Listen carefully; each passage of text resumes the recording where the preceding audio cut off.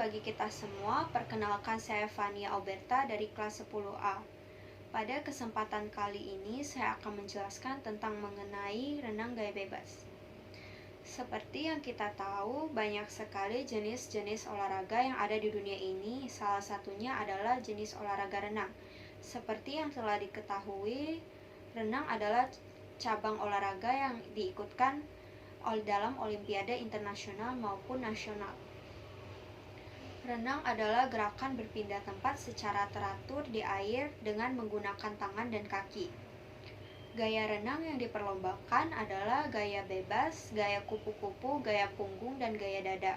Perenang yang memenangkan lomba renang adalah pemenang yang menyelesaikan lintasan tercepat. Pemenang banyak babak penyisihan menuju babak semifinal, dan pemenang babak semifinal maju ke final.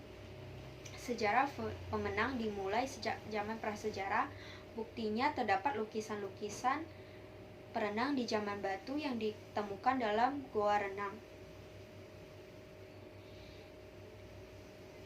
Sumber yang lain juga menyatakan olahraga renang telah ada sejak zaman Yunani dan Romawi kuno. Buktinya berdasarkan legenda-legenda tentang seorang yang berenang dengan tujuan tertentu.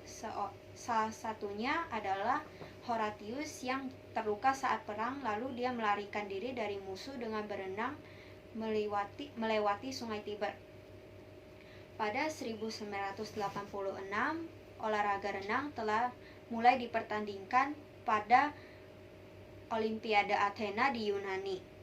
Saat itu hanya ada 2 gaya renang, yaitu gaya bebas dan gaya dada, dan hanya diikuti oleh perenang pria saja. Renang gaya bebas adalah teknik renang yang menggunakan kebebasan tangan dan kaki untuk melakukan gerakan agar badan kita dapat meluncur dengan cepat. Meskipun disebut sebagai renang gaya bebas, teknik renang gaya bebas ini juga memiliki aturan. Gaya ini biasanya disebut juga sebagai freestyle yang diambil dari seekor binatang. Juga disebut sebagai renang gaya crawl atau merangkak. Biasanya juga disebut sebagai renang harimau. Terdapat 5 aturan yang harus kita ikuti dalam mengikuti renang gaya bebas, yaitu posisi badan. Gerakan gaya bebas adalah dengan posisi tubuh terlungkup mengarah ke bawah air. Pada renang gaya bebas, posisi badan juga harus diperhatikan guna mendapat kecepatan lebih saat mengikuti pertandingan. Yang kedua ada gerakan kaki. Gerakan kaki dalam renang gaya bebas itu adalah turun dan naik. Pada menaikkan kaki, kaki harus lurus tetapi tidak boleh kaku. Gerakan ini digerakkan oleh paha bagian atas, tidak dari lutut. Bila menurunkan, posisi kaki boleh bengkok sedikit. Yang ketiga, gerakan tungkai. Gerakan tungkai pada teknik renang gaya bebas hampir sama dengan gerakan melangkahkan kedua kaki ketika berjalan sehingga membuat gaya maju ke depan. Gerakan tungkai ini bisa dilakukan di dalam air dengan bergantian dengan posisi terlungkup. Yang keempat, gerakan lengan. Kedua lengan lurus berada di bawah air, kemudian lengan bawah dan dorong telapak tangan ke belakang dengan posisi siku yang masih sejajar dengan permukaan air. Kemudian miringkan telapak tangan ke arah luar dan angkat ke atas.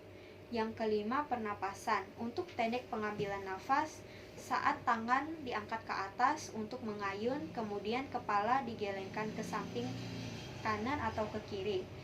Kemudian dilakukan penarikan nafas bisa menggunakan mulut atau hidung. Saya akan menjawab satu pertanyaan, yaitu kapan pertama kali Olimpiade renang dimulai? Yaitu pada tahun 1986 di Athena, Yunani.